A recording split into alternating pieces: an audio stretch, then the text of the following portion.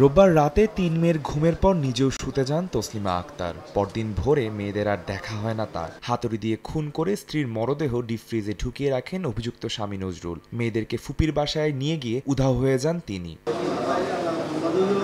ভুক্তভোগীর বড় মেয়ে জানায় রাতে বাসা মেরামতের জন্যই হাতুড়ি এনে রাখা হয়েছিল। পরে সকালে মেয়েদের ফুপির কাছে রেখে এসে ফোন বন্ধ করে যোগাযোগ বিচ্ছিন্ন করে দেন অভিযুক্ত বাবা। পরবর্তীতে মেয়েরা তাদের মামাকে খবর দিলে কলাবাগান পুলিশের সহযোগিতায় বাসায় এসে দরজা ভেঙে রক্তের দাগ অনুসরণ করে ডিপ ফ্রিজ থেকে উদ্ধার করা হয় মরদেহ।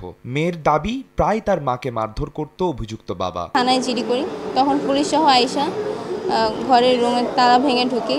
তারপরে তাদের ঘর চেক করা হয়, ঘরের দেয়ালে ফোটা ফোটা রক্তের দাগ ছিল। আমার মাথায় আঘাত করা হয় সম্ভবত হাতুড়ি দিয়ে। আমার বাবা সবসময় নেশা করতো, বাহির থেকেও নেশা করে আসতাম, ঘরেও সবসময় নেশা করতো। একটাই চাওয়া যে আমার বাবার যাতে ফাঁসি হোক।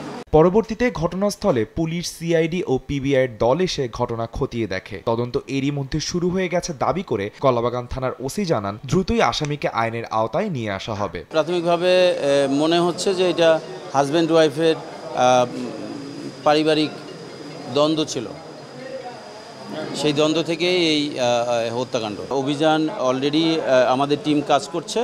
আমরা যত দ্রুত সম্ভব তাকে আমরা আইনের আওতায় নিয়ে আসব। পলাতক নজরুলের দ্রুত গ্রেফতার ও সর্বোচ্চ শাস্তির দাবি করেছেন নিহতের স্বজনেরা।